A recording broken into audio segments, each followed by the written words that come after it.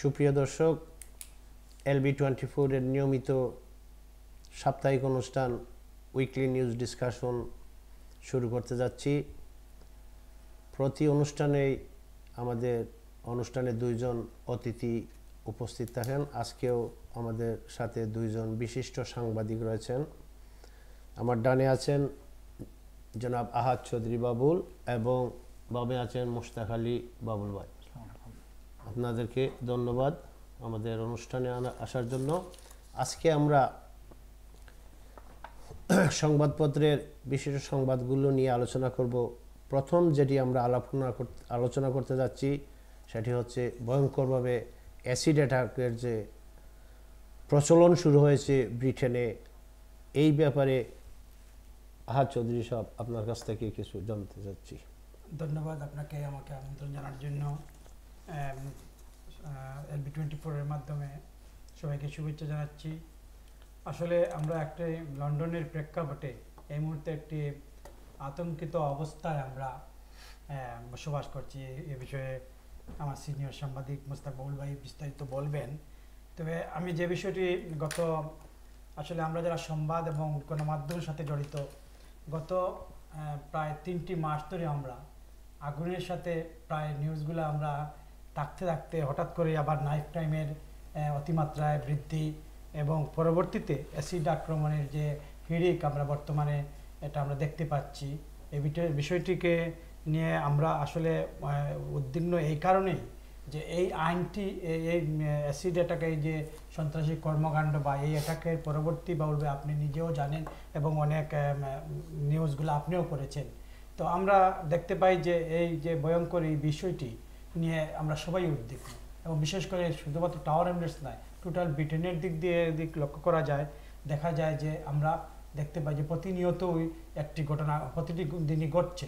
এবং সম্প্রতি 1 সপ্তাহ আগে আমরা যে একই সাথে 4টি স্থানে যে অ্যাসিড অ্যাটাক হলো, এই বিষয়টি কিন্তু আমাদেরকে ভাবিয়ে তুলেছে এই মুহূর্তে। তাই সামগ্রিক দিক চিন্তা করতে হয় যে ইতিমধ্যে আপনারা জানেন যে প্রায় 150,000-এরও বেশি মানুষ এই বিষয়টিকে নিয়ে এখন ক্যাম্পেইন শুরু করেছে এবং আমরা আশা করছি যে মানবাধিকার কর্মী থেকে শুরু করে প্রত্যেকটা সোশ্যাল মাধ্যম সহ যে এই বিষয়টিকে আমলে নিয়ে এবং জনগণের যে এই মুহূর্তে যে আতঙ্ক, সেই আতঙ্কের দূর করার বিষয়ে এবং সরকার যদি কার্যকর কোনো এই অ্যাসিডটি, আপনি জানেন বাবুল ভাই যে সহজে এটি সহজলভ্যভাবে যে কেউ কিনতে পারে। আপনি নাইফের ব্যাপারে বা অন্যান্য ব্যাপারে যেভাবে আইন রয়েছে, সেই আইনটি কিন্তু অ্যাসিডের ক্ষেত্রে আপনি যে নাই। আপনি হয়তো সেন্সবারি টেস্কো থেকে যেভাবে অয়েল কিনতে পারেন, সেই একই দ্বারা কিন্তু আপনি একটা টয় কিনতে পারেন, অ্যাসিডও কিনতে পারেন। তো আশা করি যে আমরা বিশ্বাস করি যে আমরা এই অবস্থা থেকে বের হয়ে আসতে পারবো। বাবু, তোমাকে ধন্যবাদ আপনাকে এবং LB24 যারা দর্শক রয়েছেন এবং কর্তৃপক্ষ সবাইকে ধন্যবাদ। আমি বাবুর কথা ধরেই বলবো যে বাবু, আসলে অ্যাসিড অ্যাটাকটা কিন্তু এখানে যে ঠিক নাইফ টাইমের পরপরই অ্যাসিড অ্যাটাক এমন একটা ভাইরাস, এই ভাইরাসটার পিছন দিয়ে গেলে দেখা যাবে অনেক পিছনে যদি যাই, সমালোচনা করতে হবে স্থানীয় সরকারের প্রশাসনকে, সমালোচনা করতে হবে আমরা যেখানে বসে আছি টাওয়ার হ্যামলেট কাউন্সিল অথবা অন্যান্য কাউন্সিলকে। কারণ ইয়ুথ সেন্টারগুলো বন্ধ হয়ে যাচ্ছে, খেলাধুলার জায়গাগুলো কমে যাচ্ছে, প্রতিনিয়তই দেখা যাচ্ছে খেলার মাঠগুলোয় বাসাবাড়ি হয়ে যাচ্ছে। আমি যেখানে বাস করি ওটাও একসময় খেলার মাঠ ছিল, এখন ওটা 4তলা 6তলা 7তলা বাসা। এই যে জিনিসগুলো কিন্তু ইয়াং জেনারেশনকে বিপথে নেওয়ার জন্য একটা সব থেকে বড় মোক্ষম। এবং তুমি দেখো যে এই যে অবস্থাটা, এটা কিন্তু একদিনে হয়নি। গত 2 দিন আগে প্রায় 90 মিনিটের ভিতরে 4 থেকে 5টা জায়গায় অ্যাসিড অ্যাটাক। সবগুলোতে দেখা যাচ্ছে মোপেডে চড়ে, মানে মোটর বাইকে চড়ে যে অ্যাটাকটা হচ্ছে। This is very much concern about the young generation. এই হ্যাঁ বাবুল ভাই, এই ক্ষেত্রে কিন্তু আজকেও আমি ওই ব্রিকলেনে যে যিনি জাবেদ হাসান, আপনিও নিউজ না, উনি আবার ওই যে জিওতে অ্যাসিড অ্যাটাক হয়েছে, আচ্ছা, ওনার কিন্তু অবস্থান কিন্তু এই পূর্ব লন্ডনে। তো আজকে আমি একটি মিডিয়া টিমের সাথে যাওয়ার সৌভাগ্য হয়েছে এবং আমি যে বিষয়টি তা ওর বক্তব্য থেকে শুনলাম যে আসলে এই মুহূর্তে কিন্তু মানুষ অন্যভাবেও এটাকে চিন্তা করতেছে। আপনি প্রত্যেকটা অ্যাসিড আক্রমণের আপনি যদি প্রাথমিক যে বিষয়টি আপনি দেখেন যে অ্যাসিড আক্রমণ করার পরে যদি আপনি মনে করেন এটা হেড ক্রাইমের আওতায়ও পড়ে, আবার তার পরবর্তী সময়ে ভিকটিমের কিন্তু সব কিছু নিয়ে নেওয়া হয়।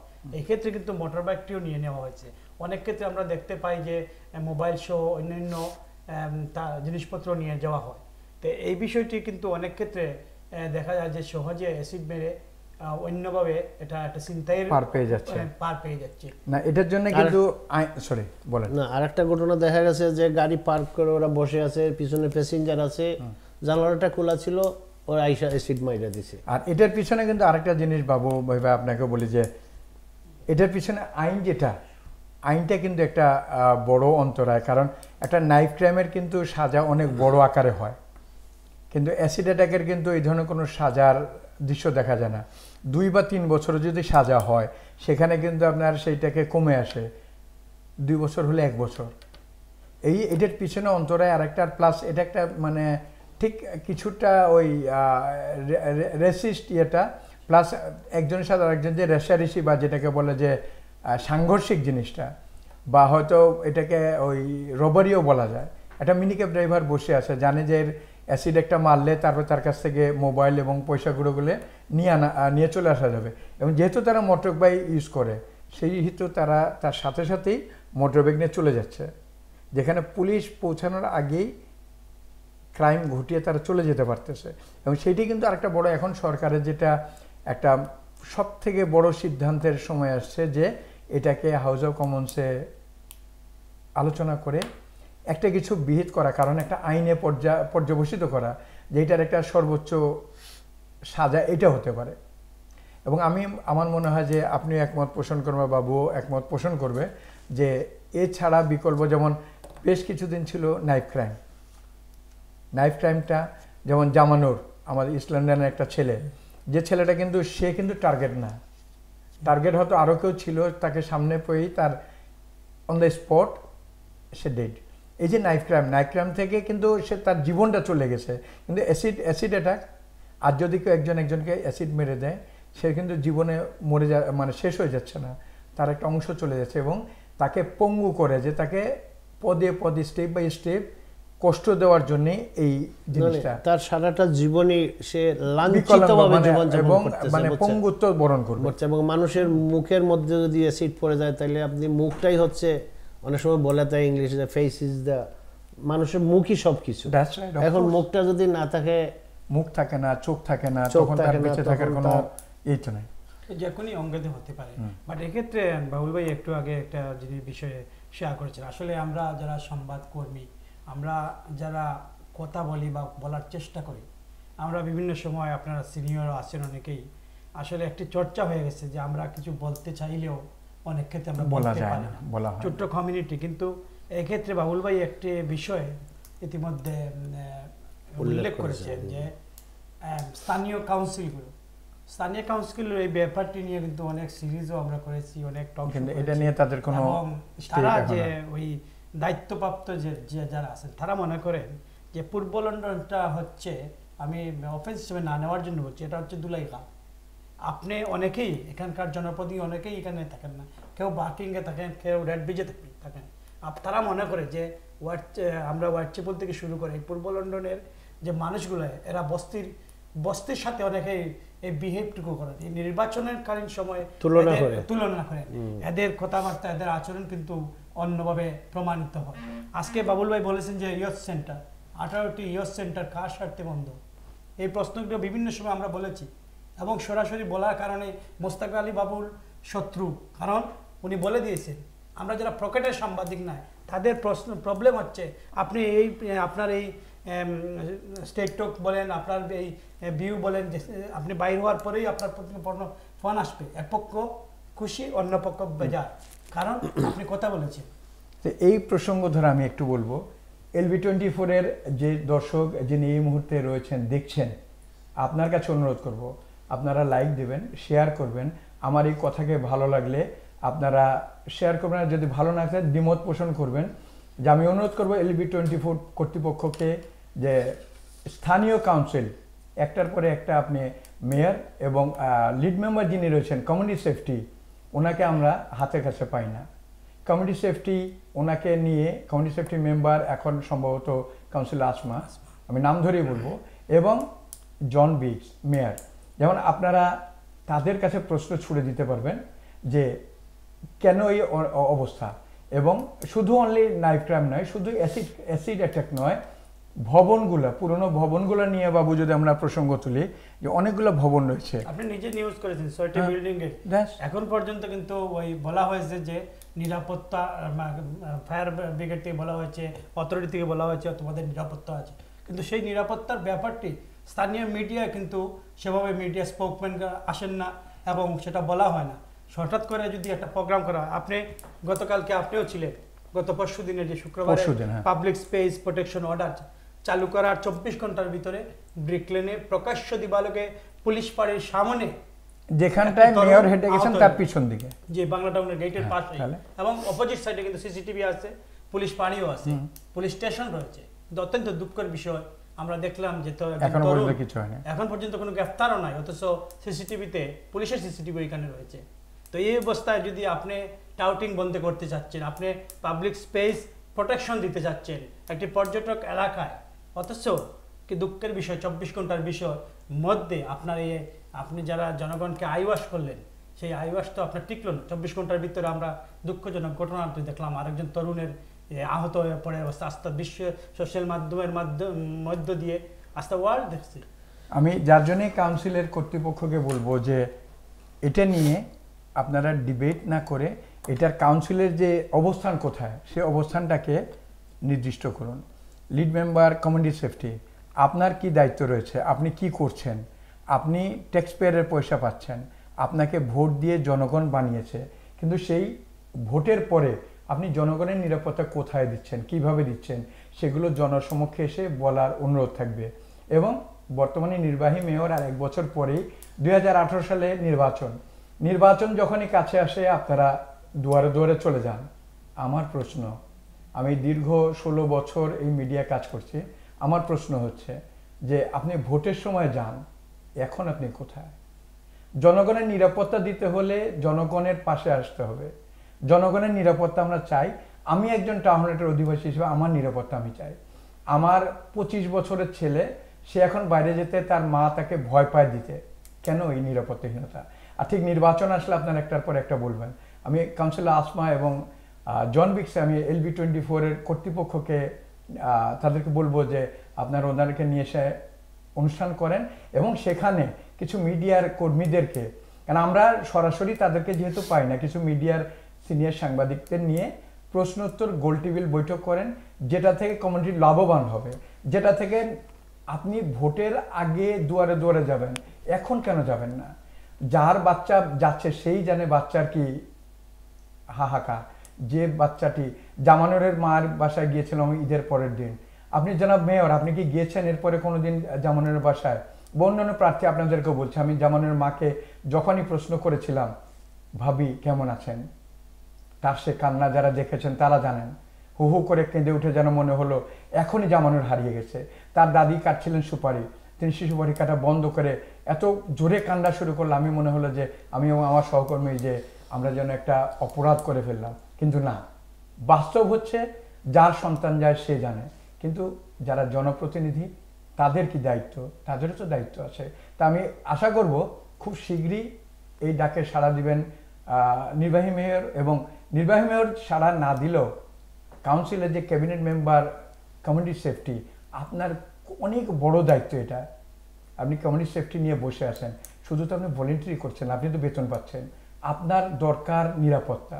আপনি পুলিশের সঙ্গে কি কাজ করছেন, পুলিশ কতটুকু কর্তব্য করছে, সেগুলো সে জনসমক্ষে অনলাইনে বলেন, টিভিগুলোতে বলেন, সাংবাদিকদের ডেকে বলেন, আপনার তো সেভাবে সাড়া পাচ্ছেন না। এক্ষেত্রে বাবুল ভাই, এক্ষেত্রে আপনি পুলিশের কথা বলছেন, যেহেতু আপনিও সংবাদপত্রের মানুষ, আমিও সংবাদপত্রের মানুষ, আপনি পুলিশ কি সেটা কি আগে গত 4 বছর 5 বছর আগে আমি কোনো মেয়রের পক্ষে নিতে চাচ্ছি না।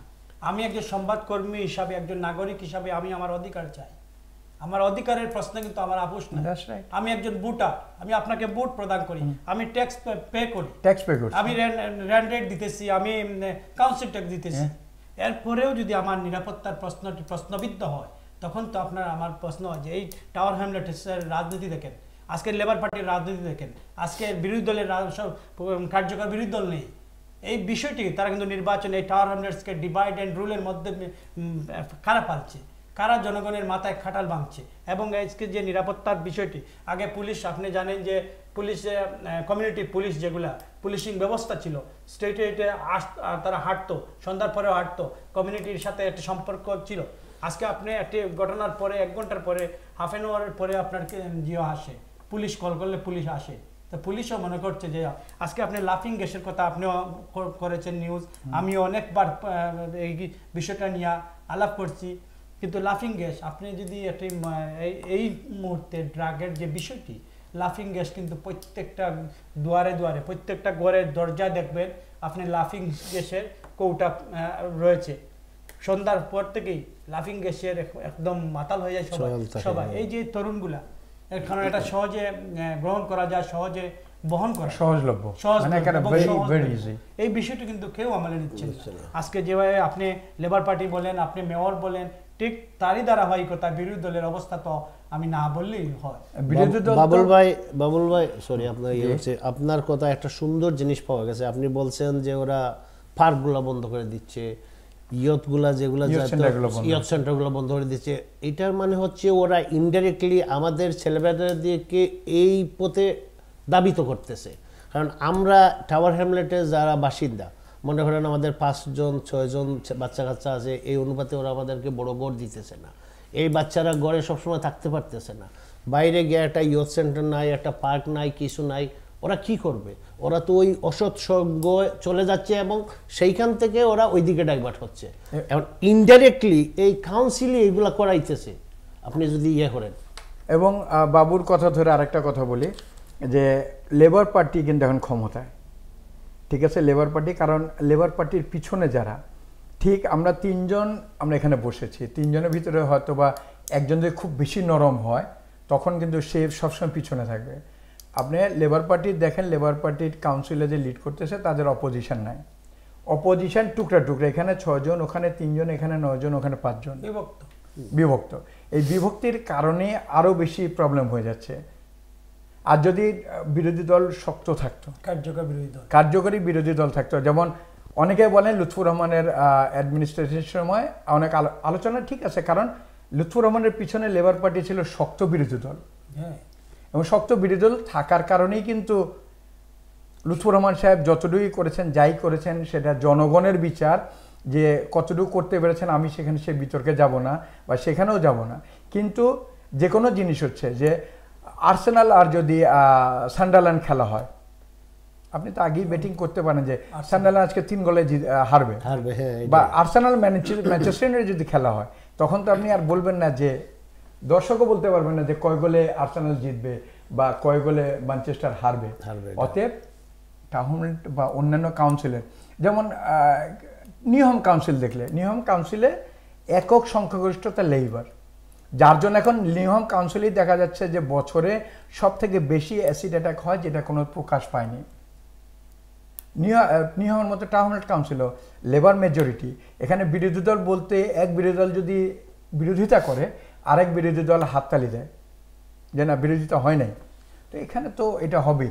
অতএব কার্যকর সংসদ যদি না থাকে সেখানে, যেমন বাংলাদেশে কার্যকর সংসদ নাই, তা বিরোধী দলের এমপিরাও গিয়ে মন্ত্রী হয়।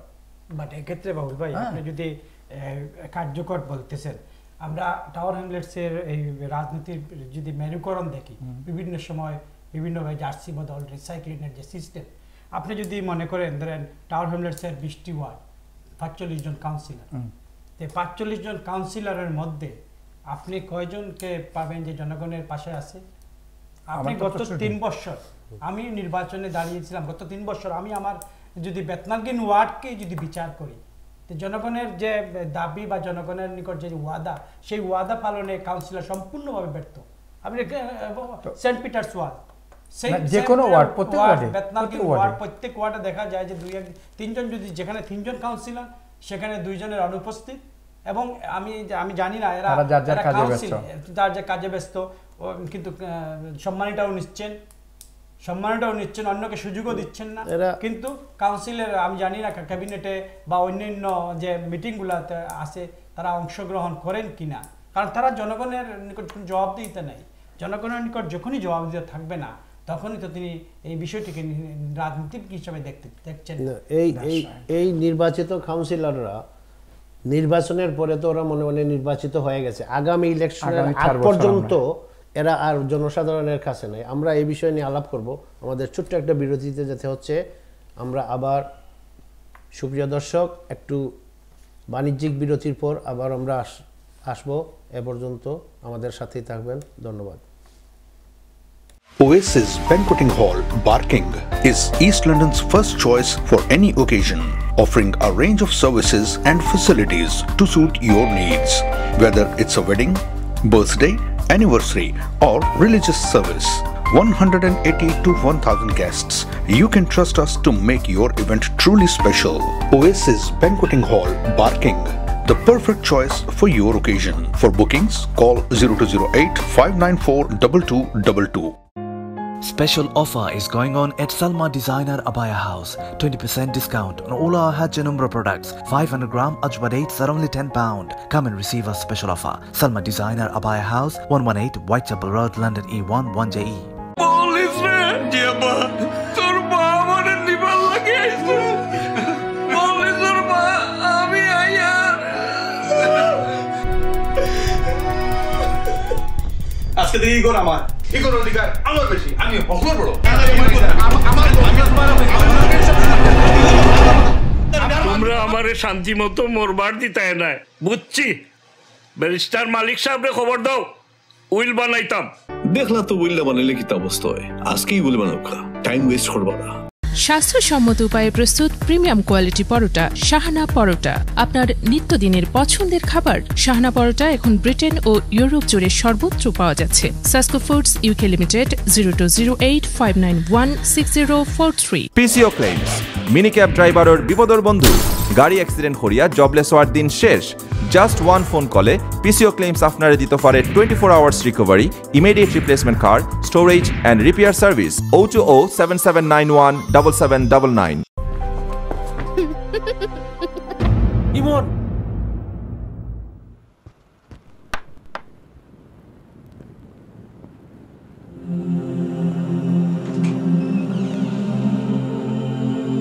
What are you doing here? ইমনডে দেখতে পাইছি। It's best you just stay away from us. ইমনডে একবার তা দেখতে দাও, একবার। Breakdown of marriage affects parents and children. Barrister Malik and his expert team of lawyers can act to elevate pain and stress. Westminster Law Chambers.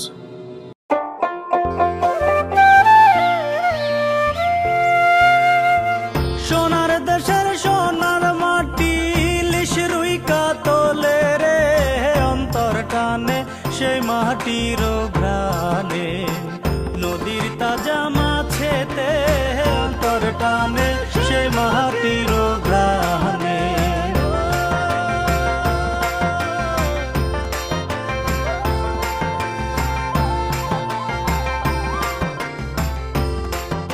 অন্তরেরই টানে প্রবাসীদের প্রতিটি প্রাণে মিশে আছে SASCO foods.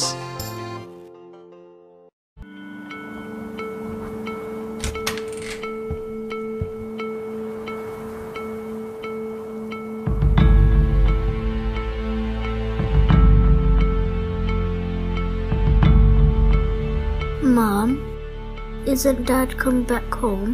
When a marriage breaks down, children suffer the most. If you are in this situation, we are here to help. For child and family matters, Kingdom Solicitors.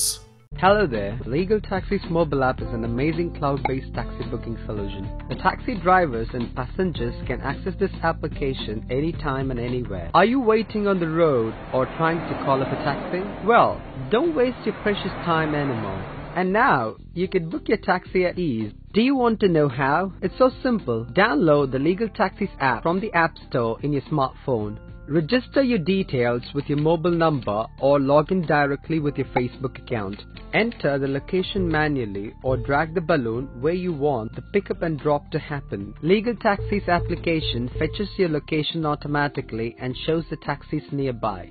On a single click, your request is sent to the nearest driver. The taxi driver will receive your request and accept it instantly. In return, you will receive a notification and you could check the current location of the taxi with the estimated time to reach your pickup location. While your taxi arrives, hop in and enjoy your ride. At the end of your journey, you will receive the receipt of taxi fare in your mobile app. You can either pay as cash or through online. This app also allows you to feedback about the ride, rate the trip, and share your experience through social media. Legal Taxis app not only allows you to book regular taxis but also black cabs, mini cabs, and Hackney carriages. What are you waiting for? Book your taxi today for a great voyage at Legal Taxis.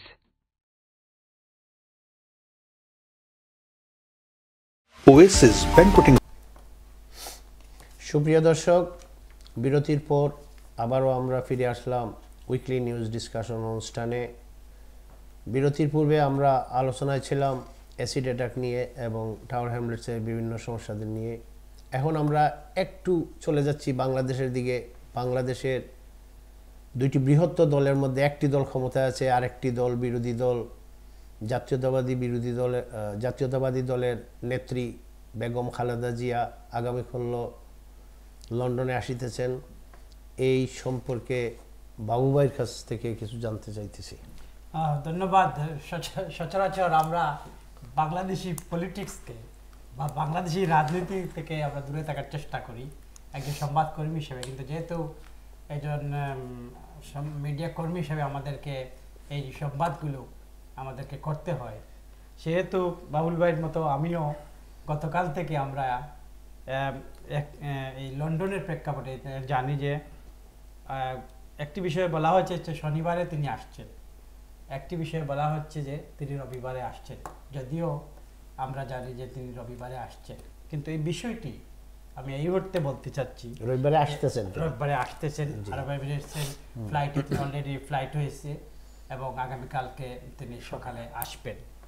তো আমরা বিলেতের প্রেক্ষাপটে বা বাংলাদেশি রাজনীতির প্রেক্ষাপটে, যদিও আমরা রাজনীতি অনেকেই করেছি ছাত্র আন্দোলন থেকে শুরু করে সব কিছুতেই, কিন্তু বাংলা 90-এর পরবর্তী সময় এবং আজকের প্রেক্ষাপটে রাজনীতি যে যদি আপনি রাজনীতি না করেন তবে সেটাই হচ্ছে অনেকেই মনে করেন মঙ্গলজনক। আবার অনেকেই আমরা জানি যে রাজনীতি হচ্ছে আপনার একটা ইনভেস্টের জায়গা। তো বাস লন্ডনের প্রেক্ষাপটে এখানে আমরা আজকেই আমাদের বিভিন্ন সময় আমরা জানি যে শ্বাস রব, যেটা ইতিমধ্যে আমরাও নিউজ করেছি বিট বাংলা 24-এ গতকাল থেকে, যে বিএনপি থেকে বলা হচ্ছে কয়েক হাজার নেতাকর্মী তারা এয়ারপোর্টে যাবেন এবং তা জাতীয় দল বিএনপির আমরা 3বারের প্রধানমন্ত্রী খালেদা জিয়াকে তিনি বরণ করবেন। স্বাভাবিকভাবে একজন দলের প্রধান আসবেন, সেটাই স্বাভাবিক। এবং যেহেতু ওনার ছেলেও ভাইস প্রেসিডেন্ট তারেক জিয়া এখানে রয়েছেন, তো স্বাভাবিকভাবে উচ্ছ্বাসটা বিভিন্নভাবে থাকবেই। কিন্তু অন্যদিকে আমরা রণসাজও লক্ষ্য করছি।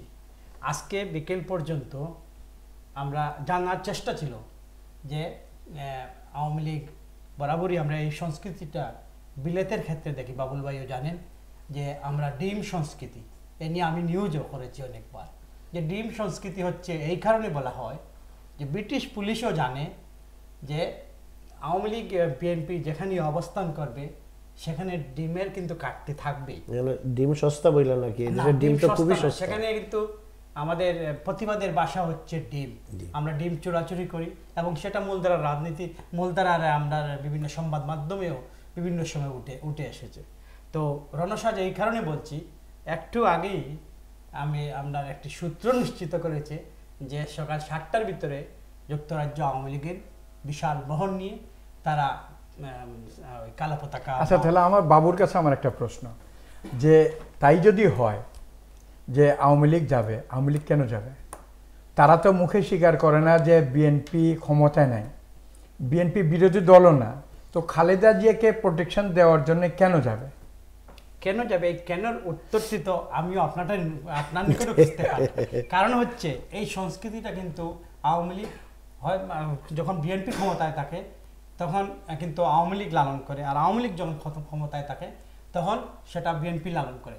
এখন গত প্রায় 1 মাস আগে শেখ হাসিনা যে মাননীয় প্রধানমন্ত্রী যখন এই দেশে আসলেন, আমরা দেখতে পাই যে হোটেলগুলো ব্যস্ত থাকতে হয়, পুলিশ প্রশাসনও ব্যস্ত থাকতে হয়, যে কালো পতাকা এবং স্লোগান এবং বিভিন্ন সময় দেখা যায় ডিমের মারামারি যে সংস্কৃতি, সেই সংস্কৃতির অংশ হিসাবেও কিন্তু আগামীকালকে আমরা দেখতে পারবো যে নাটক কোন ধরনের নাটক সংগঠিত হয়।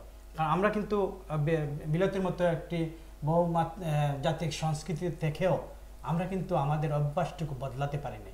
বিএনপি নেত্রী স্বাভাবিকভাবে বিচারে আসবেন, ঠিক সেই অন্যদিকে আপনি চিন্তা করেন যদি আওয়ামী লীগের প্রধানমন্ত্রী আসবেন, এটাই স্বাভাবিক। কিন্তু এই স্বাভাবিক অবস্থাটাকে আমরা অস্বাভাবিক অবস্থায় নিয়ে যাই বাবুল ভাই, তখন তো আপনার প্রশ্ন আমি আনসার কিভাবে করব? আপনার এই কথার পরিপ্রেক্ষিতে আমি একটা কথা বলতে চাচ্ছি। আপনি বলতেছেন যে এই দেশে থেকেও আমরা কেন আমাদের ইয়েটা বদলাতে পারতেছি না। আমি LB24-এর থেকে আমি বিএনপি এবং আওয়ামী লীগের ভাইদেরকে বলতেছি, আমরা পৃথিবীর একটি সভ্য দেশে বসবাস করতেছি। এই সভ্য দেশে সরকারি দল আছে, বিরোধী দল আছে। এই দেশে সরকারি দল যখন কোনো কাজ করে, বিরোধী দল এইভাবে ডিম মারামারি এইগুলা করে না। আপনারা কেন এইগুলা শিখতে পারেন না? যেমন আওয়ামী লীগ হোক, বিএনপি হোক, নেত্রী আসবে, বিএনপির নেত্রী আসবে, বিএনপিকে করতে দেন। আওয়ামী লীগের নেত্রী আসবে, বিএনপি কেন যাবেন ওদেরকে বাধা দেওয়ার জন্য, ডিম চুরাচুরির জন্য? তাহলে আপনাকে একটা কথা বলি, কর্মীরা কেমন করে করবে। আমার সৌভাগ্য হয়েছিল প্রোটোকলিস হাউসে একটা মিটিং ছিল, তখন মরহুম কমরুদ্দিন সাহেব বিএনপির প্রেসিডেন্ট, উনি মারা গেছেন কিন্তু ওনার নেতারা এখন অনেকেই বেঁচে আছেন। একটা প্রতিবাদ নিয়ে মির্জা ফখরুল ইসলাম আলমগীর, সাবিউদ্দিন সাহেব, মরহুম কমরুদ্দিন সাহেব সহ একটা গ্রুপ গিয়েছিল এনম্যানের কাছে। এনম্যানের কাছে গিয়ে, এনম্যান কিন্তু cross party all party parliamentary গ্রুপের চেয়ার। তো তখন এনম্যান এক জায়গায় বলেছিল যে I don't understand you guys are, because when the Sheikh Hasina on power, you people have come to me and come to us to complaining. When the Khaleda ji is in power, then same thing happening by themselves. So do you think Mr. Uddin Sabuddin সাহেবকে mention করে বলছিল যে আপনি কি পার্টির বাইরে ছিলেন যখন হাই কমিশনার ছিলেন, আর এখন সাইদুর রহমান সাহেবকে আপনারা বলছেন যে সে পার্টির। সো এই ধরনের গণতন্ত্রের চর্চা হলে বাংলাদেশে কোনোদিন উন্নতি হবে না।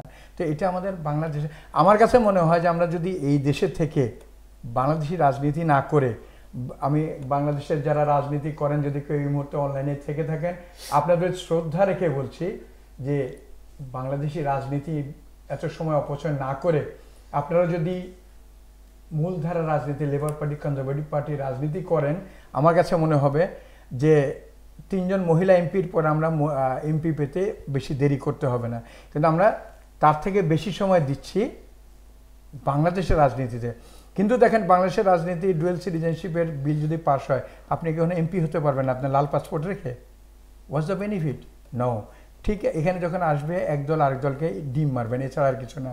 ডিম আলার কিছু, ডিমের ব্যবসা হবে, এছাড়া আর কিছু। বাবুল ভাই, এক্ষেত্রে যদি আপনি বাংলাদেশি রাজনীতির প্রতি শ্রদ্ধা রেখেই বলতে চাই, আপনি যদি 90-এর আগ মুহূর্ত পর্যন্ত দেখেন, 69 বা 70, 71-এর প্রেক্ষাপটে এই বিলেতের আপনি যদি বিচারপতি আবু সাইদের নেতৃত্বে আমরা মহান মুক্তিযুদ্ধে কিন্তু আমাদের এই প্রবাসীদের অবদান, এবং এখন পর্যন্ত কিন্তু আপনি যদি রেমিটেন্সের বিষয় দেখেন, তাহলে বাংলাদেশিদের বা বাঙালিদের বিশ্বে যেখানেই থাকুক না কেন, তাদের যে অবস্থান বা তাদের যে সহযোগিতা, সেই সহযোগিতার ক্ষেত্রে কিন্তু একটি দেশপ্রেম কাজ করে। এবং দেশপ্রেম থাকার কারণেই কিন্তু আমরা দেখতে পাই যে আমাদের প্রবাসীদের, আমরা মনে করি যে আমরা দেশপ্রেমিক প্রবাসী। তবে এক্ষেত্রে কিন্তু রাজনীতির প্রতি আপনার শ্রদ্ধা থাকতে হবে, নেতার প্রতি থাকতে পারে, বা রাজনীতিতে আপনি অংশগ্রহণ করতে পারেন। কিন্তু সেই রাজনীতিটা যদি আপনি আজকে যদি বিলেতে দেখেন, আপনি কংগ্রেসের রাজনীতি অনুপস্থিত, পাকিস্তানের ক্ষেত্রে দেখেন মুসলিম লীগের রাজনীতি এখানে অনুপস্থিত, আপনি অন্যান্য দেশের শ্রীলঙ্কার রাজনীতি এখানে অনুপস্থিত। সেই ক্ষেত্রে কিন্তু আমাদের কিন্তু বাড়তি ভোগান্তির শিকার হতে হবে। আগামীকালকে আপনারা যদি হিথ্রোতে এই অবস্থায় যান, তো কয়েক হাজার আওয়ামী লীগ বিএনপির কর্মীদেরকে পুলিশ নিয়োগ করতে হবে মানে এক্সট্রা ওদেরকে কন্ট্রোল করার জন্য কয়েকশো পুলিশ তাহলে নিয়োগ করতে হবে। আমরা প্রত্যাশা করি ওকে আপনি দেশের রাজনীতি করবেন, দেশের রাজনীতি বিদেশে করবেন, তবে সেটা হোক গঠনমূলক রাজনীতি, গঠনমূলক এবং শালীনতার এবং রাজনীতিকে ধারণ করার মধ্য দিয়ে একটি যদি আপনি কনস্ট্রাকটিভ ভাবে আপনি যদি মনে করেন যে এই রাজনীতি আপনার জন্য উপকার, দেশের জন্য উপকারী, সেটা কিন্তু ডিম সংস্কৃতি এবং সেটা ছিল বলেই 1971 সালে বাংলাদেশ স্বাধীন হওয়ার পরে বঙ্গবন্ধু দেশে ফিরে যাওয়ার আগে 10 জানুয়ারি উনি এসেছিলেন 72 সালে এই লন্ডনে। পাকিস্তান থেকে সরাসরি এখানে আসার কারণটি হচ্ছে উনি শ্রদ্ধা জানাতে, যে প্রবাসীদের তখনকার 2 পাউন্ড যিনি ওয়েজেস পেতেন সেই পয়সাটাও তারা দিয়েছিল মুক্তিযুদ্ধের অবদানে, সেটা ছিল একটা কন্ট্রিবিউশন। কিন্তু এখনকার এই রাজনীতি কিন্তু হয়ে গেছে অপরাজনীতি। এখনকার রাজনীতি আর রাজনীতি নাই, এখানে রাজনীতি হচ্ছে এখন শুধু ক্ষমতা আর ফটো তোলা। এবং কদিন আগে, সরি আমি একটা কথা তাহলে বলি, বেশ কয়েকদিন আগে অর্থমন্ত্রী আসছিলেন, বাবু মনে ওই অনুষ্ঠানে ছিল, যে সেলফি তুলতে গিয়ে একজন কর্মীকে অর্থমন্ত্রী রাগ করে ঠেলা দিয়ে ফেলে দিয়েছিলেন। হ্যাঁ, এই যে জিনিসটা, এই জিনিসটা তো লজ্জার এবং বিরক্তির দুটো কিন্তু একসাথে। আপনি দেশের রাজনীতির জন্য জান দিচ্ছেন, এই কর্মীটাই কিন্তু চাঁদা দিচ্ছে, কিন্তু সেলফি তুলতে গিয়ে সে হেনস্থার শিকার হচ্ছে। আবার আরেকদিকে এই নিউজটা যিনি করছেন তিনিও কিন্তু আতঙ্কিত ছিলেন পরের দিন। আচ্ছা, এই ব্যাপারে আমি একটা জিনিস বলতে হয়, এই অর্থমন্ত্রী ওনাকে ধাক্কা দিয়ে মেরেছেন। আমি আমেরিকায় একটা মিটিংয়ে থাকার সুযোগ হয়েছিল, ওইখানে এক আপনার ওই লিডার, কোন পার্টির লিডার আমার পুরো মনে নাই, উনি বলেছিল যে এই দেশের 50% মানুষ করাপ্ট হয়ে গেছে। তখন সবাই ওনাকে ব্যঙ্গ করা শুরু করছে। উনি বলছে sorry, there are 50% people of this area are good। কথাটা দেখেন একই কথা, 50% ভালো হইলে তো 50% বাদ, কিন্তু সে সরি বইলা কথাটা উল্টিয়ে নিছে। কিন্তু এই অর্থমন্ত্রী ওটা কখনো বলবে না, কখনো বলবে না। কিন্তু সেই অর্থমন্ত্রী না, সেই তাদের জন্যই তো এখানে রাজনীতিটা করা। বাট সেই ক্ষেত্রে কিন্তু আপনার যে একজন মন্ত্রী এখানে এসেছে, একজন বয়োজ্যেষ্ঠ মানুষ, তার প্রতি আপনি 100টা সেলফি শ্রদ্ধা দেখাতে হবে, এবং আপনার বাউন্ডারি লিমিটটাও তো আপনি থিঙ্ক করতে হবে। অতএব এখানে এই রাজনীতি করার থেকে মূল ধারায় রাজনীতিতে সময় দেওয়াটা আমাদের জন্য মনে হয় একটু খুব বেশি ভালো হবে বলে আমি মনে করি। না, সেটা তো অবশ্যই। আমরা এটা আরেকটা জিনিস এটার মধ্যে নিহিত আছে, যেমন মনে করেন আমরা যারা দেশের থেকে আসছি, হ্যাঁ আমরা দেশে বড়টা বইখানে বড় হয়েছি, এখন আসছি, কিন্তু আমাদের ছেলেপেলে যারা, এরা তো কখনোই দেশের রাজনীতি করবে না, দেশের দিকে যাবে না, দেশের কিছুতে জড়িত হবে না। সুতরাং আমাদের এটা লাভ কি? লাভ ঠিক আছে, দেশকে ভালোবাসি, কিন্তু সেটা একটা লিমিটেশন রাখলে কোনো ক্ষতি হয় না। কারণ সব কিছুতে, যাক আমরা এই প্রসঙ্গ বেশি লম্বা করে ফেলছি। জি, আমরা এখন, কারণ দেশের রাজনীতির সাথে আরও একটা, যে আজকে আরেকটা নিউজ আমি নিজেই বানিয়েছি, যে প্রিয় দর্শক যারা আপনারা দেখছেন, আপনাদের জন্য একটু বলি। বর্তমানে গত 5 বছর নিখোঁজ রয়েছেন যে ব্যক্তিটি, যার পরিবার বা তার সুহৃদরা এখনও জানে না ইলিয়াস আলী বেঁচে আছেন কিনা, ইলিয়াস আলী ফিরে আসবেন কিনা। সেই ইলিয়াস আলীর স্ত্রী এখন লন্ডনে রয়েছেন, যে কারণে রয়েছেন সেটা সবাই জানেন, এখানে যাব না। তো ইতিমধ্যে তিনি বলেছেন যে বালাগঞ্জ, উসমানীনগর এবং বিশ্বনাথের তার নির্বাচনী এলাকার লোকজনের সঙ্গে তিনি প্রবাসে মিটিং করবেন। এ থেকেই ইঙ্গিত পাওয়া যায় যে তিনি নির্বাচনের জন্য প্রস্তুতি নিচ্ছেন, এবং খালেদা জিয়া আসছেন তার ছেলের সঙ্গে এগুলো পরামর্শ করতে। আর বিএনপি যদি ইলেকশনে যায়, আর সব থেকে বড় হচ্ছে এই মুহূর্তে যারা দেখছেন তাদের মধ্যে অনেকেই বিশ্বনাথ বা বালাগঞ্জ, উসমানীনগরের দর্শক রয়েছেন, আপনাদের জন্য একটি মজার খবর আসবে। আপনারা সবাই হয়তো নির্বাচন এলাকায় গিয়ে আনন্দ করবেন। আগামী নির্বাচন যদি হয়, প্রবাসীদের ভিতরেই প্রতিযোগিতা রয়েছে সরকারি দলে নমিনেশন নেওয়ার জন্য। তাদের মধ্যে কে নমিনেশন পাবেন না, বর্তমানে যিনি জাতীয় পার্টির এমপি রয়েছেন উনি পাবেন। আর অপরদিকে যে ইলিয়াস আলীকে গতকালও তাহসিন লুনা বলেছেন যে আপনারা সবাই কষ্ট করছেন, সবাই জানেন এবং সবাই চিন্তা করেন যে ইলিয়াস আলী একদিন ফিরে আসবে। উনি নিজেও এখনও স্বীকার করেন, কিন্তু ইলিয়াস আলী আছেন কিনা কেউ বলতে পারে না। সেই ইলিয়াস আলীর স্ত্রী যদি নির্বাচন করে, দ্বিমুখী লড়াইয়ে জমে উঠবে, প্রবাসীদের আবার সেখানে গিয়ে হাজির হবেন। সেই নির্বাচনী আনন্দটাই ডিফারেন্ট একটা আনন্দ, কিন্তু এর বেশি আর কিছু নয়। এক্ষেত্রে বাবুল ভাই, ইলিয়াস আলীর যে বিষয়টি আপনি নিয়ে এসেছেন, আমি আমি ধন্যবাদ জানাই যে আপনি আলোচনায় সেটাও আছে বোধহয়। তবে এক্ষেত্রে আমি গত সপ্তাহে একটি সংবাদ, আমরা সাংবাদিকতা করি কিন্তু সেই সাংবাদিকতা আপনাদের কাছ থেকে আমরা শিখেছি, আপনারা একজন সিনিয়র সাংবাদিক। আমি আপনার নিকট প্রশ্ন রেখে বলতে চাই যে হলুদ সাংবাদিকতার মাধ্যমে যদি একজন মানুষ, ইলিয়াস আলী সাহেবের স্ত্রী গতকাল পর্যন্ত কিন্তু গত পরশু দিন পর্যন্ত কিন্তু বাংলাদেশে ছিলেন এবং কোর্ট খেলে তিনি পরবর্তীতে আদালতের মাধ্যমে কিন্তু তিনি তার ছেলের সমাবর্তনে একটি শুভক্ষণে তিনি আসতে চাইছিলেন, কিন্তু সেখানে বাধা দেওয়া হয়েছে। নাগরিকের বা রাষ্ট্রের যে কোনো নাগরিকের তার মৌলিক অধিকারের মধ্যেও আনন্দ করার অধিকারটাও কিন্তু নিহিত রয়েছে এবং সেক্ষেত্রে সন্তানের পাশে মা থাকবে, সেটাই স্বাভাবিক, আর না থাকাটাই কিন্তু অস্বাভাবিক। এখন এই মুহূর্তে আমি যে বিষয়টি আপনাকে বলতে চাচ্ছি যে আপনি জানেন যে আমি একটি নিউজ, আমি যখন সকালে ঘুম থেকে উঠলাম, আমি কিন্তু বিএনপির অনুসারী না, আওয়ামী লীগের অনুসারী না, সাংবাদিকরা কারো অনুসারী না, কলম সৈনিক, আমরা কলম সৈনিক, সেই হিসাবে বলতে চাই। যখন ঘুম থেকে উঠলাম সকালে, উঠেও দেখি যে একটি জঘন্য ভাষায় যে ইলিয়াস আলীর স্ত্রী যিনি লুনা ভাবি 1900 এবং এখানে অবস্থানরত তারেক জিয়াকে নিয়ে বিশ্রী ভাষায় একটি সংবাদ অনলাইনে প্রকাশ হয়েছে। তাৎক্ষণিকভাবে আমার সিদ্ধান্ত যে আমি বুঝতে পারলাম যে একজন মানুষ এখনো আইনের অপেক্ষা, আইনের লড়াইয়ে নামছেন যে তিনি আসতে পারবেন কি না পারবেন না। সেই মুহূর্তে অলরেডি কিন্তু ওই 1 লাখ 1.5 লাখ পাঠক অলরেডি জেনে গেল যে ইলিয়াস আলী এবং তারেক জিয়ার মধ্যে একটা সম্পর্ক বিরাজ করছে। একটি দুঃখজনক ঘটনা যে আমরা দেখতে পাই যে সেটাকে কিন্তু উৎসাহিত করা হচ্ছে বিভিন্ন সামাজিক যোগাযোগের মাধ্যমে।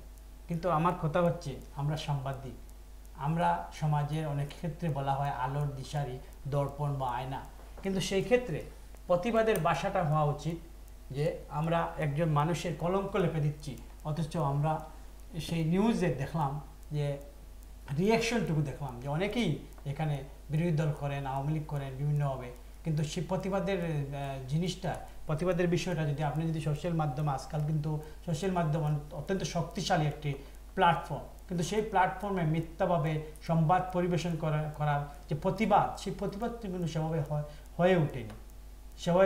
আপনি বলছেন যে তারা পরিবার মনে করছে, আমার গতকাল পর্যন্ত যে ইলিয়াস আলী সহধর্মীর সাথে আমার আলাপ হয়েছে, গতকাল রাত্রে আলাপ হয়েছে একজন সংবাদকর্মী হিসাবে, আমি আমার সংবাদের উৎস হিসাবে ওনাকে দিই। উনি, আপনি বলেছেন যে মঙ্গলবারে উনি তার এলাকা যেতে পারবেন, স্বাভাবিকভাবে উনি সবাইকে ধন্যবাদও জানিয়েছে। কিন্তু আমার প্রশ্ন হচ্ছে, একজন মানুষের যে কোনো রাষ্ট্রে হোক গুম হওয়ার পরে আপনি যদি এদেশের প্রেক্ষাপটে আপনি অ্যাসিড হোক, নাইফ হোক, যে কোনো, কিন্তু আপনি কিন্তু পুলিশের অথরিটি থেকে বা স্থানীয় সরকার থেকে আপনি কিন্তু ইনফরমেশনগুলা পাবেন।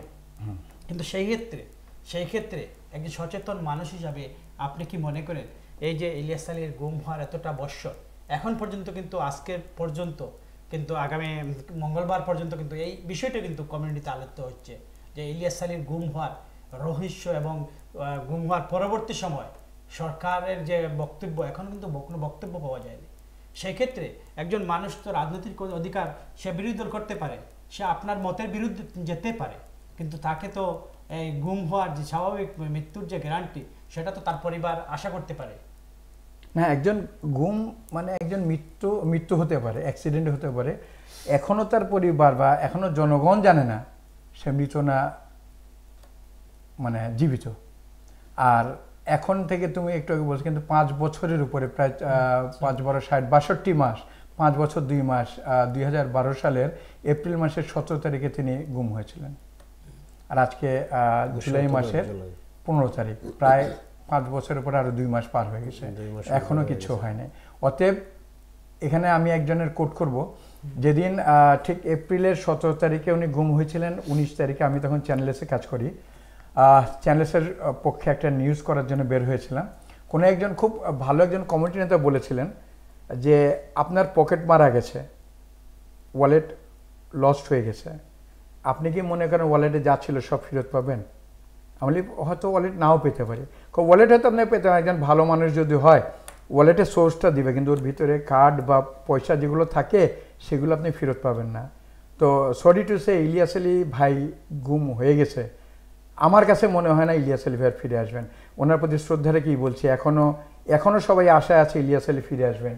কিন্তু আপনাদের কাছে প্রশ্ন, এরকম অনেক ইলিয়াস আলী গুম হয়ে গেছে, এরকম অনেক ইলিয়াস আলীর ছেলে বাবা বলতে পারছে না, কিন্তু তাদের সে গুম, তাদের সে খুন, সেগুলো কোনো রাহা হয়নি।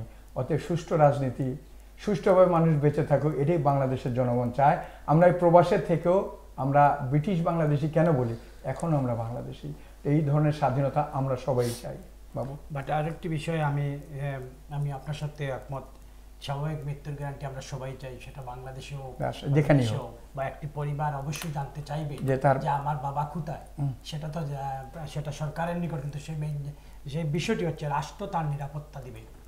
রাষ্ট্র একজন নাগরিকের নিরাপত্তা দিতে বাধ্য, এবং সেটা তার সাংবিধানিক অধিকার।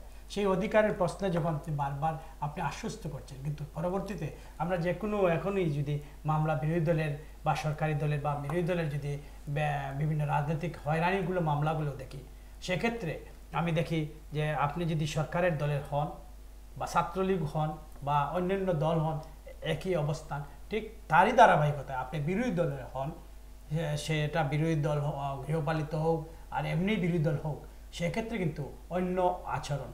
এই বিষয়টিকে যদি একজন সচেতন মানুষ হিসাবে, একজন স্পষ্টবাদী মানুষ হিসাবে আমি মনে করি, সেটা কিন্তু বাংলাদেশের রাজনীতির জন্য কিন্তু শুভজনক। আরেকটি ক্ষেত্রে আমি এখানে এই মুহূর্তে আপনাকে বলতে চাচ্ছি যে আমরা এই সপ্তাহের আমরা স্থানীয় পত্রিকাগুলো অনলাইনগুলো কিন্তু সবচেয়ে বেশি সোচ্চারভাবে এটি উঠে এসেছে। যে আপনি জানেন যে জগন্নাথপুর এবং দক্ষিণ সুনামগঞ্জের আমাদের মাননীয় অর্থ প্রতিমন্ত্রী মান্নান সাহেব এই মুহূর্তে কিন্তু লন্ডনে অবস্থান করছেন, এবং গতকালকে তিনি একটি মিটিংও করেছেন তার এলাকাবাসী নিয়ে। তো আমি একটি নিউজ, আপনি জানি না আপনার দৃষ্টিগোচর হয়েছে কিনা, এবং নিউজটি এই মুহূর্তে কিন্তু আলোচিত হচ্ছে আমার দৃষ্টিতে। নিউজটি হচ্ছে, আমি বলছি যে এমপি মান্নান সাহেবের চোখে পট্টি বাঁধা। নিউজটি করার পর বিশ্বাস করেন বাবুল ভাই, আপনি একজন সিনিয়র মানুষ, আপনি জানেন কারা ফোন করবে। যে নিউজটি আপনি ব্রিট বাংলা 24-এ আমি করার পর আপনি এটা নামিয়ে দেন, কিন্তু আমি যে 3টি বা 4টি পোস্ট সব কিছুতে দেওয়া যায় না, ফটো, এই যে খাটলপুর থেকে পাটলি পর্যন্ত রাস্তা, জগন্নাথপুরের মেইন রাস্তা, এই বিষয়গুলো এবং ওনার বাড়ির তলের যে রাস্তা, এই রাস্তাটি সহ আমি সেই নিউজটি করেছি। আপনি বিশ্বাস করবেন না যে একজন অর্থ প্রতিমন্ত্রীর এলাকা জগন্নাথপুর, এই আপনি যদি এই ব্রিটেনের প্রেক্ষাপটে বিলেতে কিন্তু তাদের সংখ্যা কত, হাজার হাজার প্রবাসী জগন্নাথপুর, দক্ষিণ সুনামগঞ্জের দিরাই অধিবাসীরা, হ্যাঁ, কিন্তু এই রাস্তাগুলা কিন্তু তারা বৈদেশিক মুদ্রা কিন্তু সবচেয়ে বেশি জগন্নাথপুরের মানুষরা পাঠায়। কিন্তু আপনি এই রাস্তাঘাটের করুণ অবস্থা দেখুন। আজকে মান্নান সাহেব এখানে কিন্তু জনসভা করছেন, যুক্তরাজ্য আওয়ামী লীগের ব্যানারে জনসভা করছেন, কিন্তু আমি জানি না এই বিষয়টি কেউ তিনি দেখতে পাচ্ছেন না এবং নেতারা দেখছেন, কিন্তু আমি জানি না। বাবুর প্রশ্নের উত্তরটা একটা 30 সেকেন্ড সামনে বাবু একটু আগে প্রশ্ন করেছিল যে তারেক জিয়া এবং লুনাকে নিয়ে, ইলিয়াস আলীর পত্নী যে অনলাইনটা করেছিল, আমি আপনাদের প্রতি শ্রদ্ধা রেখে, যারা দর্শক তাদের প্রতি শ্রদ্ধা রেখে বলবো, আমরা সাংবাদিক যারা, আমরা কিন্তু একে পর একজন আরেকজনের পরিপূরক। অতএব আমরা সংবাদ বানাবো, এটাই সত্যি কথা। তামিমকে নিয়ে অনেক সংবাদ হয়েছে, তামিমকে নিয়ে এখনো সমালোচনা ঝড় উঠছে, কিন্তু কথা হচ্ছে যে এমন কোনো সংবাদ আমরা বানাবো না, এমন কোনো সংবাদ পরিবেশন করব না, এমন কোনো ইন্টারভিউ আমরা ছাড়বো না যাতে সমাজের ক্ষতি হয়, যাতে আমাদের নতুন জেনারেশন এতে ক্ষতিগ্রস্ত হয়, সেদিকে আমরা লক্ষ্য রাখবো। এবং প্রতিটি সংবাদের পিছনে সংবাদ থাকে।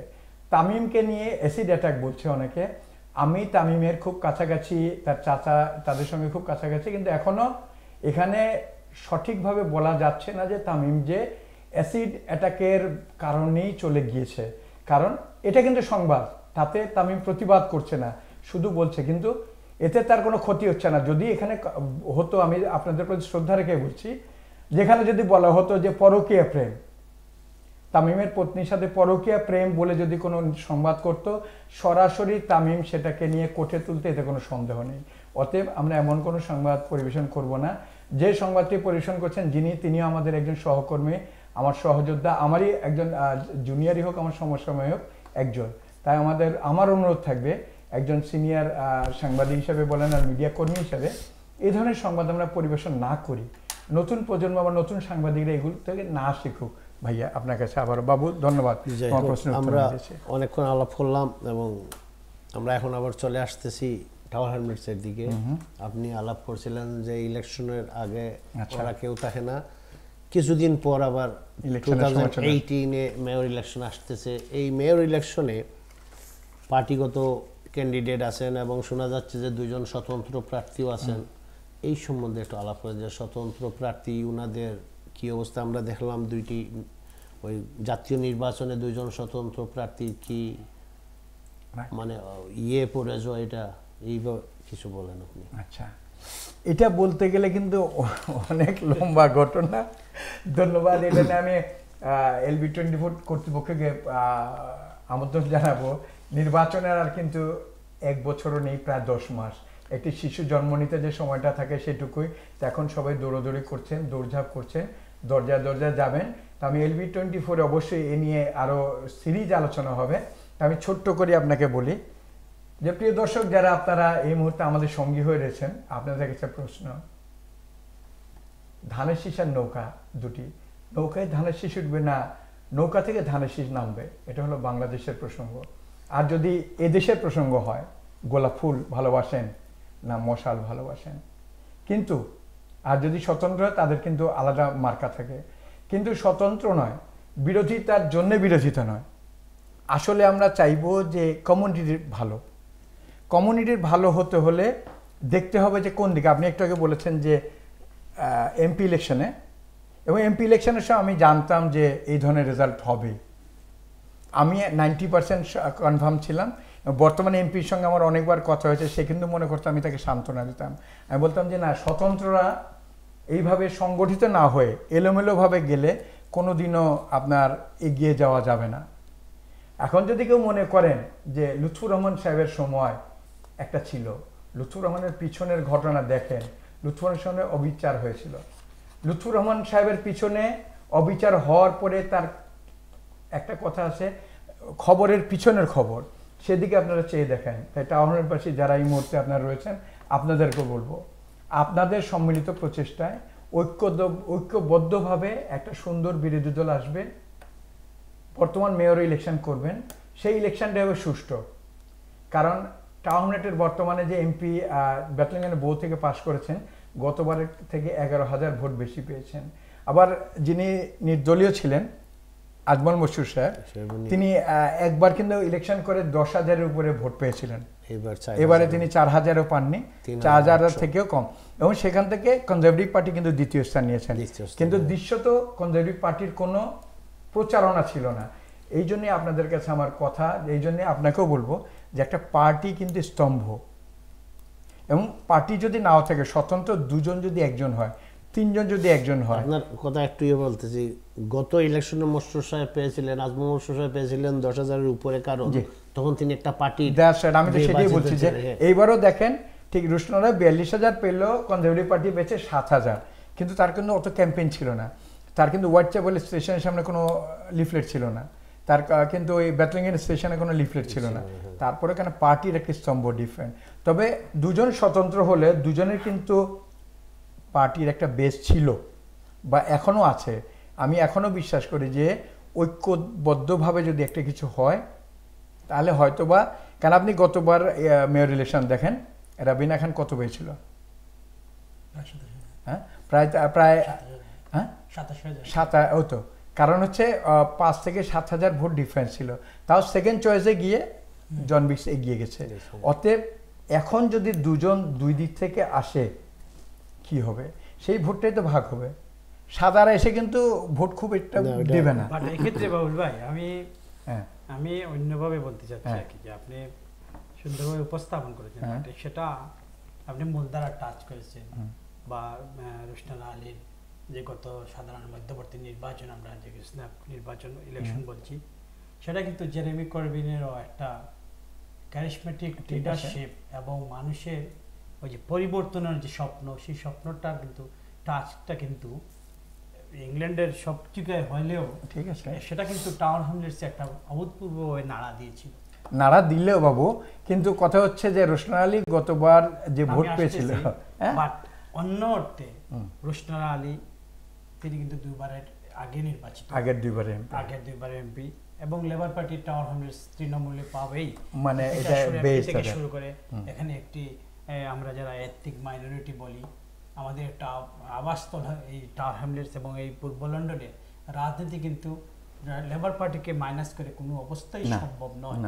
যদিও অনেক সময় আছে প্রতিবাদ এবং প্রতিশোধের রূপ নেয়, সেটা কিন্তু ওই লুৎফর রহমানের দিয়েছেন, জর্জ গেলে আরেকবার জর্জ গেলের প্রেক্ষাপটটা কিন্তু জর্জ গেলের প্রেক্ষাপটে কিন্তু ঠিক ইরাক যুদ্ধ, আর লুৎফর রহমানের প্রেক্ষাপটে কিন্তু আরেকটা জিনিস কিন্তু, এবং পরবর্তীতে বাঙালিদের যে উত্থান, সেই উত্থানে কিন্তু জর্জ গেলের একটা অবস্থান অবশ্যই আপনি স্বীকার করতে হবে।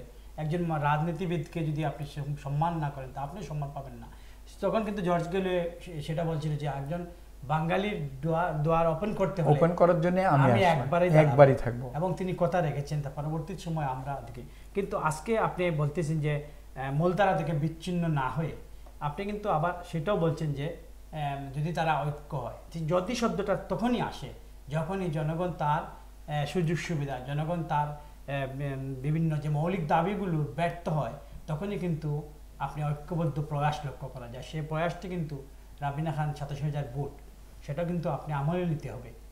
এবং বর্তমানে আমরা যে কি যদি টাওয়ার হ্যামলেটসের প্রেক্ষাপটে আমরা বিচার করলাম, টাওয়ার হ্যামলেটস 2018 সালের নির্বাচন সম্বন্ধে আলোচনা করছি, আপনি বলছেন যে 10 মাস আছে। এই 10 মাস ইতিমধ্যে আপনি জানেন যে বিভিন্ন ওয়ার্ডে তারা মনোনয়ন প্রক্রিয়া সম্পন্ন হয়েছে, এবং এই বিষয়টি নিয়ে আমি অনেকবারই বলেছি এবং আমরা আপনিও লিখেছেন, আমরাও অনুষ্ঠান করার চেষ্টা করেছি। তবে এক্ষেত্রে আপনি লেবার পার্টির যে বর্তমান মনোনয়ন প্রক্রিয়া নিয়ে বিভিন্ন অস্বচ্ছতার অভিযোগ আছে, ঠিক তারই ধারাবাহিকতায় আমরা ইন্ডিপেন্ডেন্টের 3 ভাগে বিভক্ত সেটাও জানি। এবং সব কিছুর পরে আপনি যদি বলেন যে আগামী 2018 সালে আপনি স্বতন্ত্রের যে উত্থান হবে, সেটি কিভাবে সম্ভব? আপনি যদি আপনি মধ্যবর্তী নির্বাচনে আপনি পপুলার আসনে 1,500 ভোট, আপনি এখানে 3300 ভোট, 3800 ভোট, তো সবকিছু যদি আপনি একসাথে যোগফলও করেন তাহলে তো সেটা সম্ভব না। যার জন্যই তো আমি একটা কথাই বলেছি, ঐক্যবদ্ধ মানে কম্বিনেশন। এবং আপনি কি মনে করেন সেই ক্ষেত্রে বাবুল ভাই, আপনি কি মনে করেন সেই ঐক্যবদ্ধটা কিসের স্বার্থে, কার স্বার্থে? আমি এইখানে একটি ব্যাপার বলতে চাচ্ছি, এই যে 2 জন বা 3 জন স্বতন্ত্র প্রার্থী আছে, এরা সবাই তো জানে যে মেয়র হবে একজন, এবং এরা 3 জনই বাঙালি, বুঝছেন? এদের মধ্যে একটা কম্প্রোমাইজ আসে না কেন? এদের মধ্যে একটা দরকার লটারি করে আসুক যে আমরা 3 জনের মধ্যে একজন খাড়া হব, কারো কোনো চয়েস নাই, লটারি করে আসুক, তারপরে হয়তো দেখা যাবে। আমি ব্রিটেনের এই মূলধারা বহু সংস্কৃতির দেশের একজন ধরেন সচেতন মানুষ হিসেবে আমি কিন্তু এই বিষয়টা আমলে নেই না যে আমার বাঙালি হতে হবে। না, বাঙালি বলতেছি না, যে নেতা বা যে যোগ্য নেতা জনগণের কাজ করবে, যে জনগণের সাথে কথা বলবে না, আমি নির্বাচনকারী সেটা কিন্তু সব সময়। আপনি নির্বাচনকারী যে টাওয়ার হ্যামলেটসে আপনি দেখবেন যে বন্ডামির চূড়ান্ত সীমা। আপনি মসজিদগুলি দেখবেন কোরআন শরীফ নিয়ে বসে আছে ক্যান্ডিডেট, আমার সাথে ক্যান্ডিডেট, আমি অনেকেই নাম বলতে পারবো কিন্তু অনেক সব ক্ষেত্রে বলা যায় না। এই ছোট্ট কমিউনিটিতে অনেকে দেখবেন আপনি গালের উপরে শ্বাস ফেলছে, ও কারণে আপনি মেম্বারস ইনকোয়ারি দিতেছে কাউন্সিলররা, অনেক কাউন্সিলর নির্বাচনী বৈতরী পার হওয়ার জন্য। বিশ্বাস করেন আপনি বাংলাদেশের যদি একটা ইউনিয়ন পরিষদ নির্বাচন এর চেয়েও আমাদের মনে হয় আরও ক্লিন আছে আমাদের এদেশের প্রেক্ষাপটে, আমাদের টাওয়ার হ্যামলেটসের প্রেক্ষাপটে। টাওয়ার হ্যামলেটসের আমি সব কিছু আমরা ওই যে গ্রামের বিলিজ থেকে সেই সংস্কৃতির চর্চাটা কিন্তু আমরা ইম্পোর্ট করে ফেলছি, আমদানি করা হয়ে গেছে। এই বিষয়টা আমার সিনিয়র সাংবাদিক মুস্তাক বাবুল ভালোই বলতে পারবেন।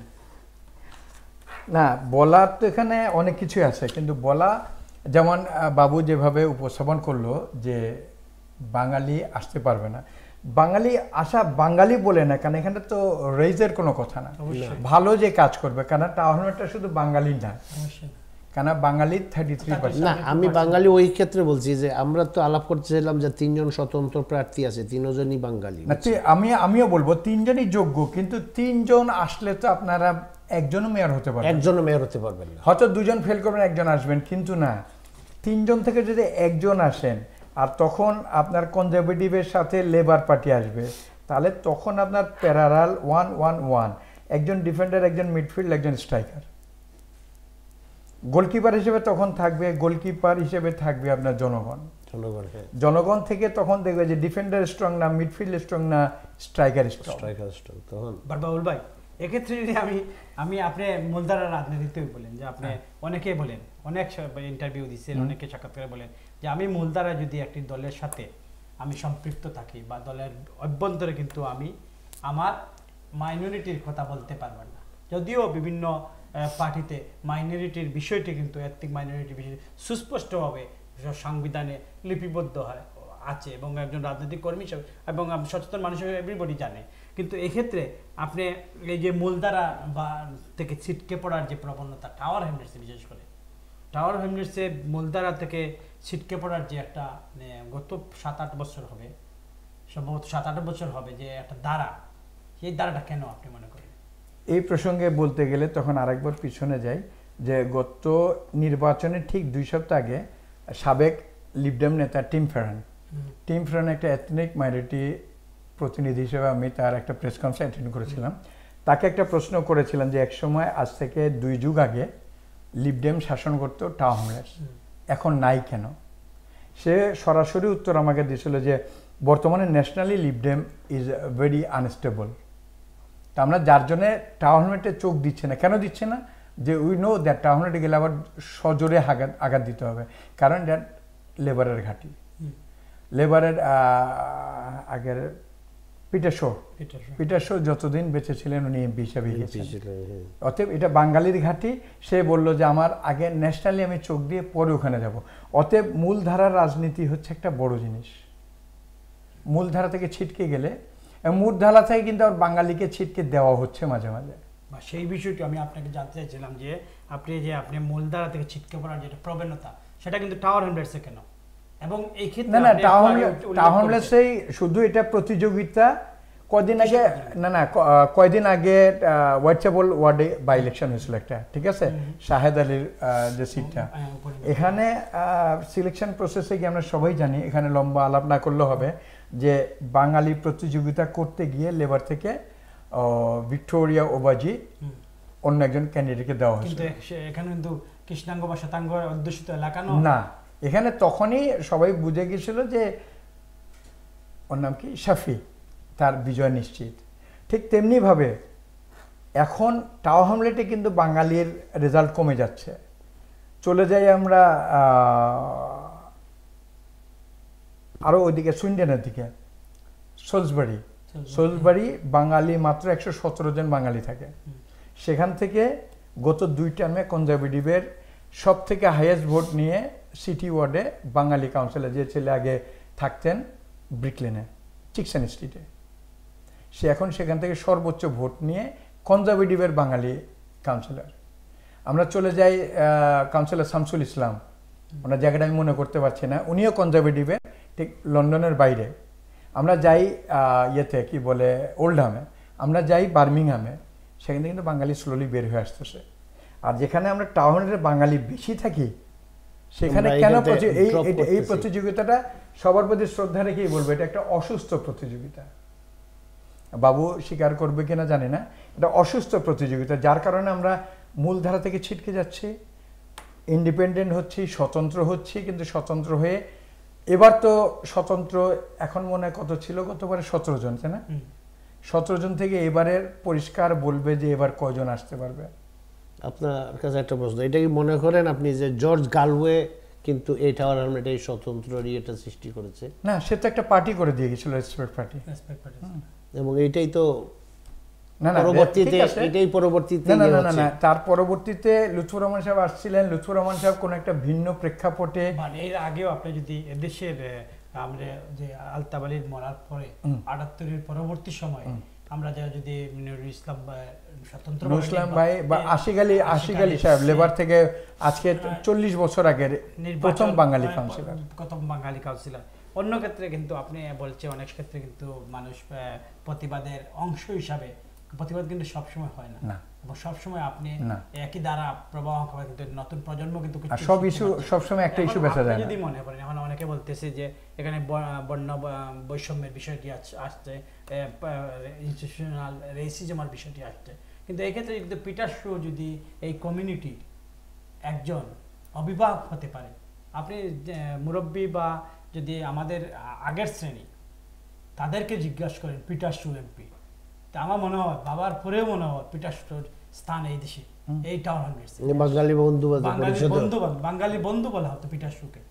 তিনি যদি এই অর্জনটুকু প্রতিটি করে নিয়ে যেতে পারেন, তাহলে আমাদের কাউন্সিলর আমাদের এমপি কোথায় তারা? আপনি উত্তর দেন সেটা। এটার উত্তর নাই বলেই তো এটার উত্তর নাই বলেই তো ক্রমে দিনে দিনে কাউন্সিলর কমছে। এক্ষেত্রে আপনি মনে করতে পারেন যে আমরা পার্টির চর্চায় যদি যাই, আজকে লেবার পার্টির সংস্কৃতি দেখেন, আজকে আপনি পার্টির ভিতরে আলোচনা না করে, পার্টির ভিতরে আপনি যদি যে কোনো সমস্যা সমাধান না করে, সর্বোচ্চ পর্যায়ে রয়েছে এখানে সুযোগ রয়েছে আপনার ফাইটের, কিন্তু সেখানে না করে আমরা মিডিয়ার মাধ্যমে আমরা কিন্তু ছিটকে পড়ি, আমরা চলে আসি পার্টি থেকে এসে আমরা আর অন্যান্য মঞ্চে উঠি, এবং তার মাধ্যমে কিন্তু আমাদের কিন্তু নেতৃত্ব আর আসছে না। আমরা কিন্তু এই মুহূর্তে আপনি গত 2 বছরে আমাকে দেখান যে একজন কাউন্সিলর যিনি আমাদের নেতা হতে পরবর্তী নেতা হতে পারবেন, আপনি দেখান। নেতা হওয়ার মতো নাই তো কেউ, কারণ যারা নেতা হওয়ার মতো তারা সব এখন সীমানার বাইরে। বলা হয় না ক্রিকেটে যে বলকে ছুঁড়ে ফেলে দিয়েছে সীমানার বাইরে, যদি ওভার দ্য মাঠ ইয়ে যায় তাহলে সেটা 6, নিচে দিয়ে যদি সীমানার বাইরে যায় 4। তো কেউ এখানে 6-এর শিকার হচ্ছে, কেউ বাউন্ডারি শিকার হচ্ছে। এখানে তো এখন আপনার তোমার কেউ নাই যোগ্যতা।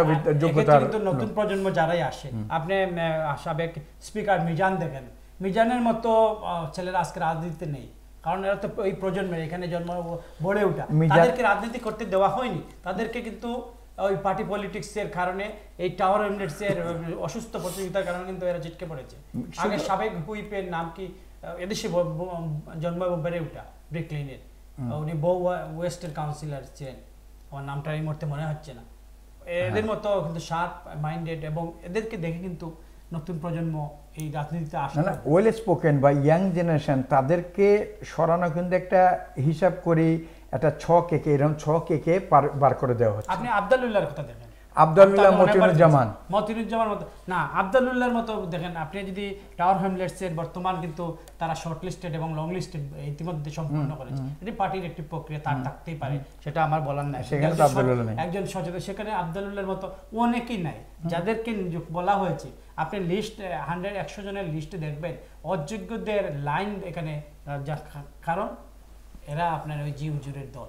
তো এইভাবে রাজনীতি তো আপনি গুণগত মান বা অতএব আমার ইয়ে থাকবে যে আমরা আরো বেশি করে আউটসাইডে মূলধারায় অংশগ্রহণ করি।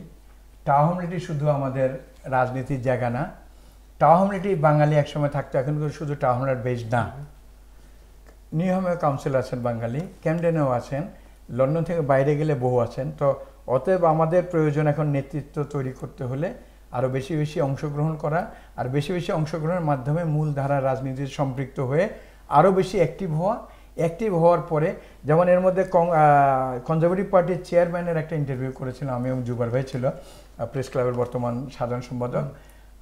তখন কনজারভেটিভ চেয়ারম্যানকে প্রশ্ন করা হয়েছিল যে সেফ সিটগুলোতে কনজারভেটিভ কেন বাঙালি ক্যান্ডিডেট দেয় না? তার উত্তর একটাই ছিল, সেফ সিট বলতে সেফ সিট তৈরি করতে হয় নিজেকে। ইজ রাইট, কারণ সেফ সিটটা একবারে আপনাকে দেওয়া যাবে না, আপনাকে আসতে হবে স্টেপ বাই স্টেপ। আপনি 2-3বার ডেডিকেশন দেন। যেমন টাওয়ারহামলেট থেকে আমার সাগিরুল ফারুক ভাই, উনি যদি লেগে থাকতেন, উনি যোগ্যতার ভিত্তিতে অবশ্যই এমপি হতেন, উনি একবার পরে গিভ আপ দিয়েছেন। আমাদের জাকির হোসেন খান, জাকির খান কোথায় গেছেন? একবার করেই শেষ। মুকিম ভাই পার্টিতে থাকলেও ছিটকে গেছেন। মিনা ভাবি এবার আর ইলেকশনে করেন নাই। অতএব সেই চেয়ারম্যানের বক্তব্যই ছিল যে সেফ সিট পেতে হলে তো অ্যাটলিস্ট 2-3বার যেমন আনোয়ার বাবুল জানে লেবার পার্টি থেকে সে ওই সিটে পাস করতে পারবে না, কিন্তু সেকেন্ড টাইম সে ইলেকশন করেছে, because I have to be concentrate with this, if I spend the time, if I active with this, I get the opportunity today and tomorrow. কিন্তু আমাদের সেই লেগে থাকা লাগবে, এবং এটা যে কনজারভেটিভ চেয়ারম্যান সরাসরি বলেছিল, জুবাইরকে প্রশ্ন করেছিলাম আমরা, যে এই জিনিসটা তোমাদেরকে অ্যাচিভ করতে হবে। তবে that days is not very far when the conservative MP, as a conservative candidate, some Bengali people are becoming MP, but that not very far. But আপনাকে তো স্পেন্ড করতে হবে।